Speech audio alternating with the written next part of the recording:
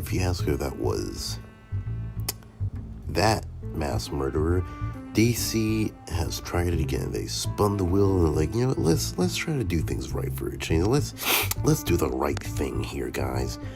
And they have made, I think, personally, one of the best Batman iterations of all time. I don't know if it's just because I just saw it, but this feels like a Batman that's just like, this feels like very pure in my opinion, because this really feels like the great detective, like the Batman that people fear, you know? I mean, like, and I feel like in the trailers, everyone probably knows this, but like in the movie and all that, people call him as Vengeance. Like, heck, like even people who mention him, like the Penguin or Catwoman, just call him Mr. Vengeance, stuff like that. And I like how towards the end of the movie, it dawns on him that vengeance isn't like the right way to go about this type of justice in this movie. Because in this movie, you have the idea of like the Riddler and Batman, which we can tell are both very similar in their ways of justice and right and wrong. And this is a Batman who tries to go above and beyond of trying to find the right way in this. Because after hearing the people saying I'm vengeance in like the wrong way of they're doing it, Batman sees that there needs to be a better way of solving this problem in Gotham. Because throughout the movie we could see like the rapid incline of like violence, chaos, and just overall insanity of Gotham. And that's why I love, like, in this movie, we just see Batman just getting just more and more intense as the movie goes on, and just seeing how he needs to help himself and Gotham into a better future. Because Batman is, like, most people see Batman as this vigilante who's just like all about violence, but in the end, Batman is just someone who just cares for people and just always wants to see the better in humanity, who tries to do things to better not just himself but others around him.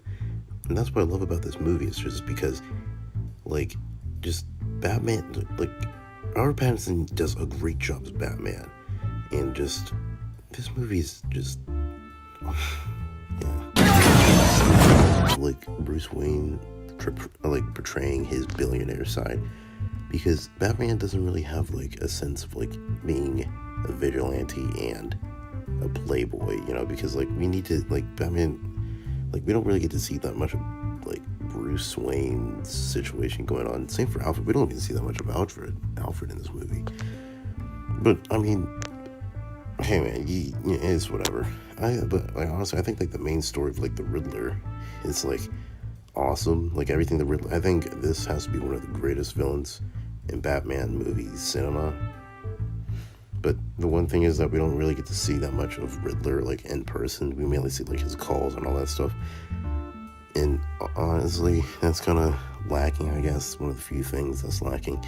Like this guy Riddler strikes me as someone who is a Discord moderator. I'm not. But that's just me personally. I do like one thing is like how Batman uses like all these gadgets and all these like I don't know what it is, but like this movie in general just like has like more of a story than it's letting on. You know what I mean? Because even like if you just see Batman's suit, like just his suit tells a story of like everything, like how everything is just like it just tells you everything you need to understand about Bruce. And like how they use some of like this, like okay, it's like take the Batmobile. Everyone knows the Batmobile, but this movie, like whenever you see the Batmobile, whenever you see it in action, whenever you just see it like just do its thing in general, you get hyped up. You know, like just something as simple as just doing the Batmobile justice is honestly amazing. And I don't know, like this has to be like one of the best Batman films of all time in my opinion. And honestly, I just want to see more. I want to see this again. I want to see more sequels.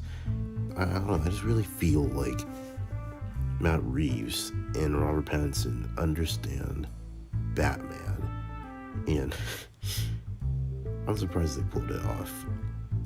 This is honestly one of the best interpretations of the character by far. Maybe you need some more Bruce Wayne stuff, but that's just me personally. This gets a clean 9 out of 10. I'm excited for the sequel, no doubt about it.